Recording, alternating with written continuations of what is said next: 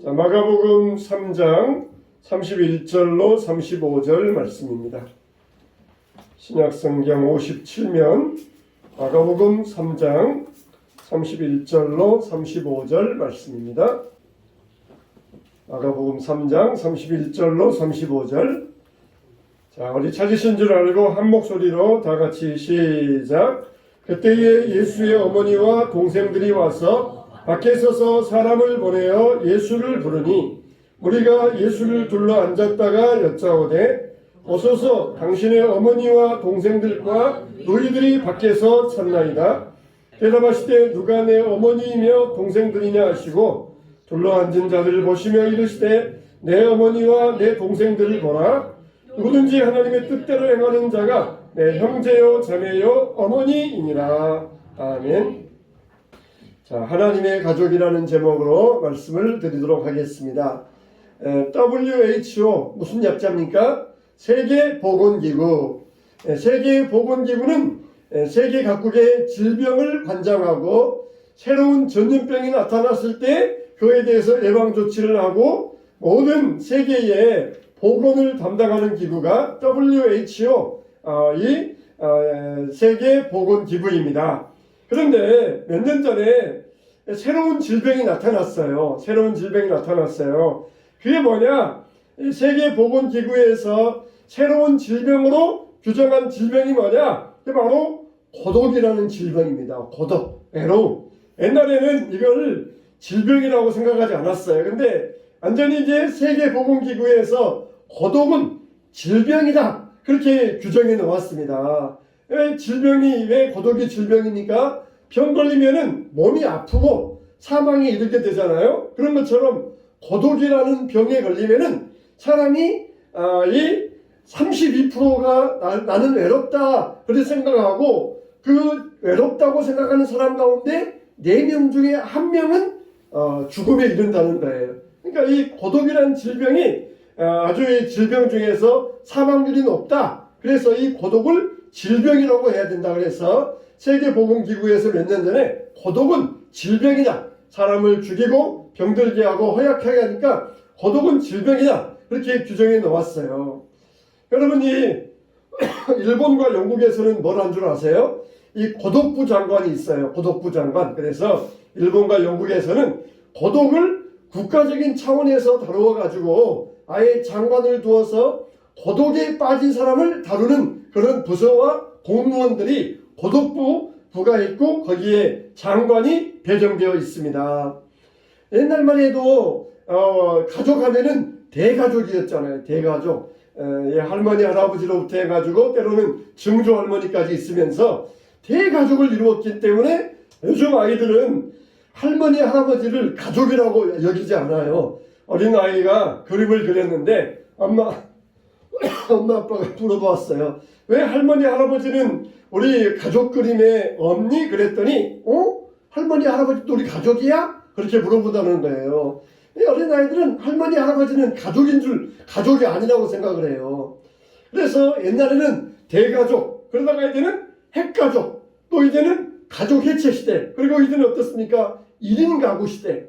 이렇게 가족이 쪼개어져가지고 1인 가구 시대로까지 이렇게 가족이 쪼개어지고 해체되는 그런 시대를 맞이하게 되었습니다. 우리 예수님께서 말씀을 전하실 때 예수님을 만나기 위해서 어머니와 형제들이 예수님을 만나기 위해서 왔잖아요. 근데 왜 왔느냐?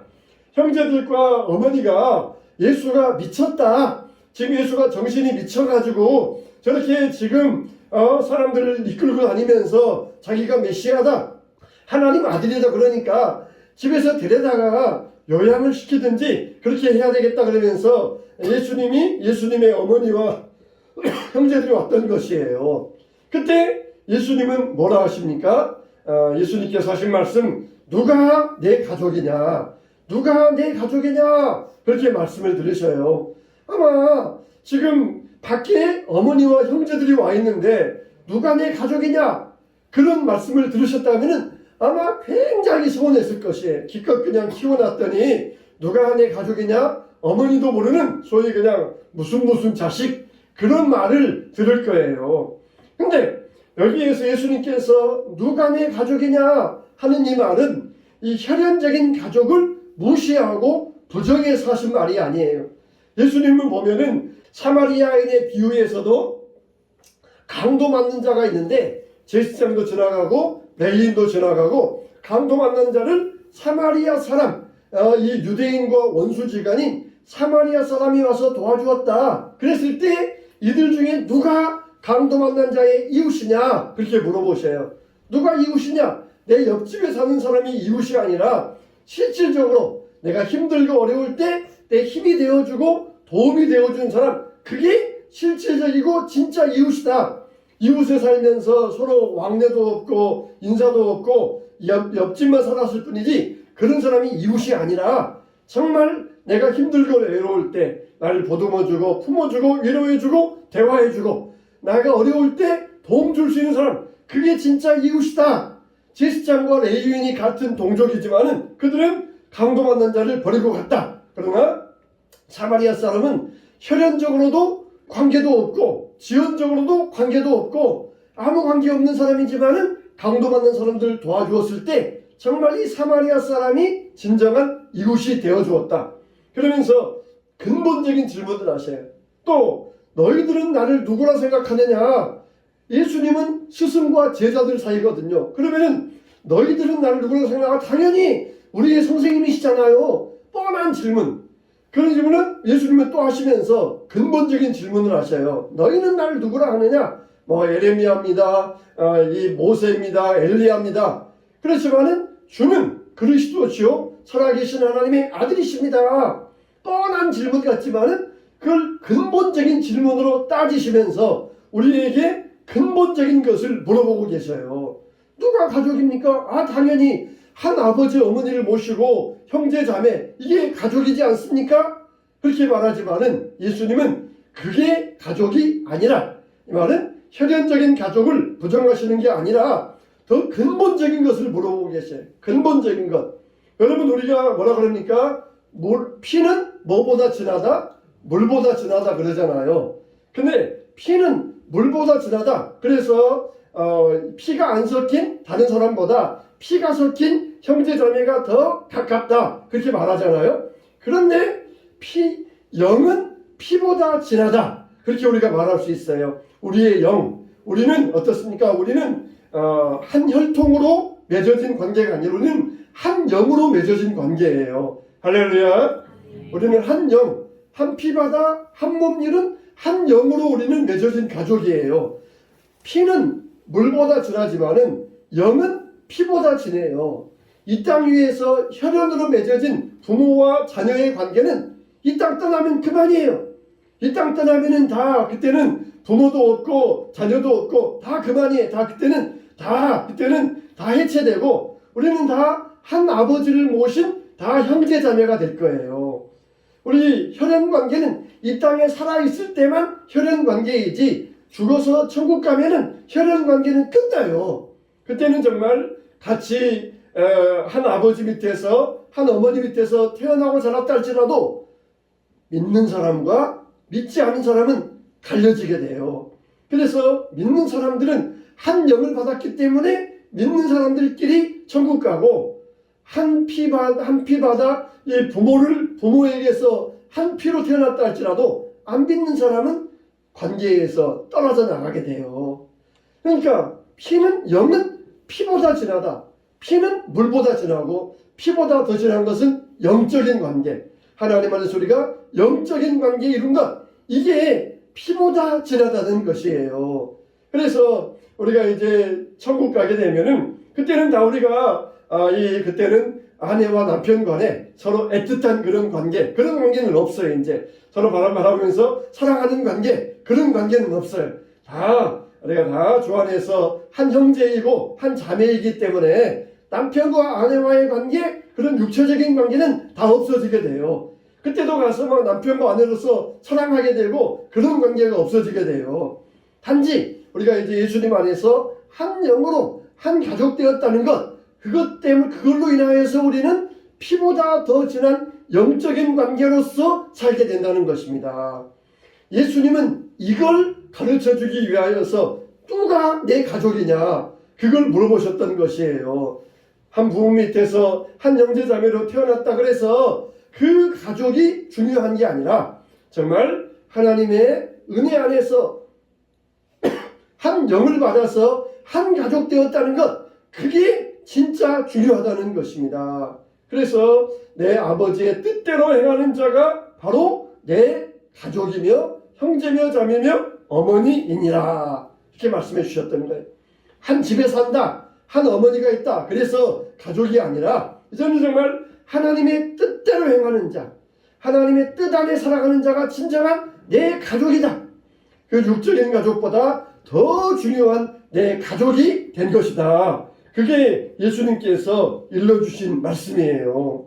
그래서 누구든지 하나님의 뜻대로 행하는 자가 내 형제요 자매요 어머니이니라, 이렇게 말씀하시면서 진정한 하나님 나라의 가족은 한 영으로 맺어진 관계이다, 이걸 분명히 말씀하셨던 것입니다.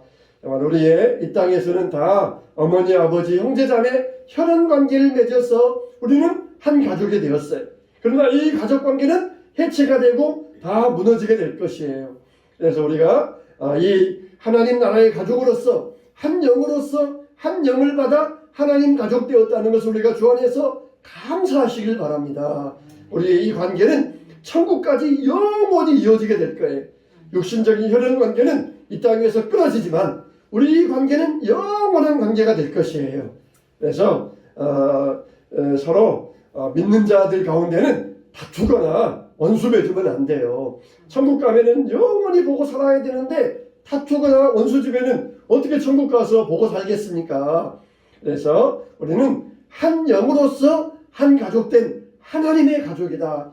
피보다 더 진하게 맺어진 한 영의 가족이다. 우리가 정말 주 안에서 맺어진 이 가족의 관계, 이것을 더욱더 굳건하게 이루어 가시면서 예수님의 보혈의 능력 안에서 우리가 더욱더 진한 믿음의 가족, 하나님 나라의 가족을 이루어가야 될 줄로 믿습니다. 두 번째로는 그러면은 하나님의 뜻대로 행한다는 것은 무엇이냐 그랬어요.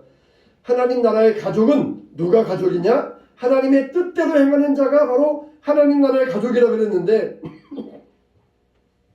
하나님의 뜻대로 행한다는 것은 무엇이냐 그랬을 때에 이 하나님 나라의 가족은 민족 또 언어 여러 가지가 있잖아요. 그런 걸로 맺어지지 않았다는 것입니다. 또 어떤 교육이나 또 남녀노소의 관계, 인종이나 또 민족, 혈연, 지연, 학연 이런 것으로 맺어진 것이 아니라는 거예요. 그러니까 누구든지 인종이 달라도 피부가 달라도 유대인들은 오직 유대인들만 하나님의 자녀인 줄 알았어요. 아브라함의 자녀만 하나님의 자녀인 줄 알았어요. 이방인들은 다 지옥의 불소식인 줄 알았어요. 근데 그게 아니다. 이방인들도 누구든지 하나님의 뜻대로 행하는 자는 다 하나님의 가족이 될 수 있다. 그러면서 문을 활짝 열어놓으신 거예요. 자기들은 오직 아브라함의 후손들만 하나님의 자녀다. 선택받은 하나님의 자녀들로서 우리는 아브라함의 후손되었다. 특권의식을 가지고 있었는데 오늘 활짝 열어놓으시고 피부가 까맣든지 노랗든지 하얗든지 남자든지 여자든지 언어가 다르든지 민족이 다르든지 누구든지 세계 어느 곳에 살든지 하나님의 뜻을 행하는 자는 다 하나님의 가족이다. 자, 이 말씀 들었을 때 얼마나 이방인들이 좋았겠습니까? 그렇지 않으면 그냥 그 당시에는 믿음을 가지려면은 율법 지켜야 되고 할례 받아야 되고 하루 1년에 3번씩 성전에 올라와서 제사 드려야 되고 그게 복잡해서도 이방인들은 하나님을 믿기가 어려웠어요. 근데 무조건 문을 열어놓으시고 누구든지 하나님의 뜻대로 행하는 자가 바로 하나님의 가족이다. 그렇게 우리에게 문을 개방해 놓으시는 것이에요. 정말 천국은 어떤 곳이냐? 앞으로 하나님의 뜻대로 행한 자들이 살아갈 곳이 바로 천국이에요. 그래서 혈통이나 육정이나 나지 아니하고 성령으로 난 자들이니라. 소리는 어떻게? 우리는 거듭나야 돼. 어머니 뱃속에서 한번 태어난 것으로 끝나지 말고 우리는 성령 안에서 거듭나야 돼요. 그래서 하나님 나라의 가족이 되어야만 우리는 앞으로 장차 천국에서 영원히 살게 될 것입니다. 이런 모습이 뭐예요? 우리 아까 선생님이 기도하셨던 거, 이게 바로 초대교회의 모습이에요. 초대교회의 모습. 초대교회의 모습은 정말 함께 먹고 함께 나누고 없으면 자기 거 팔아가지고 채워주고, 이게 정말 초대교회의 모습이에요. 초대교회의 모습을 통하여서 우리가 한 가족의 모습을 우리에게 보여주셨던 것이에요. 우리는 이런 이 믿음의 한 가족을 이루어갈 수 있어야 됩니다. 그런데 네 가지가 있어요.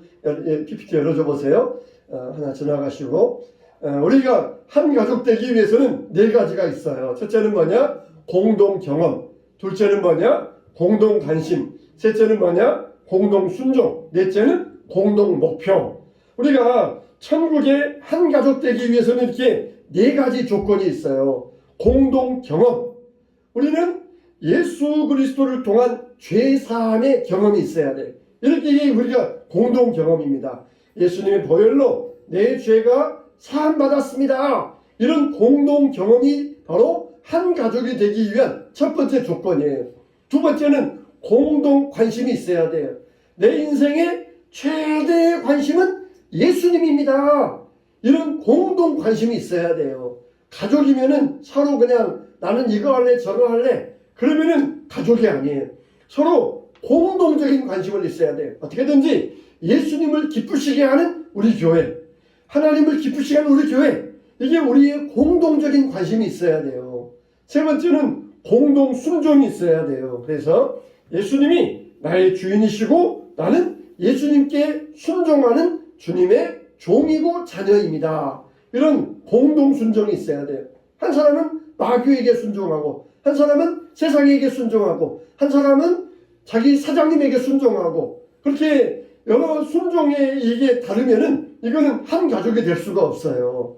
네 번째로는 공동 목표가 있어야 돼. 우리는 하나님 나라를 이루고자 하는 공동 목표가 있어야 됩니다. 우리가 모이는 목적도, 무슨 일하는 목적도, 밥 먹는 목적도, 전도하는 목적도, 봉사하는 목적도 다 하나님 나라를 이루는데 그게 한 목표가 되어야 돼요. 하나님 나라를 이루어가는데 그 목표를 이룰 수 있어요. 그래야만 이게 하나님 나라의 한 가족이 되기 위한 조건이 된다는 것입니다. 하나님 나라의 가족의 성씨가 뭘까요?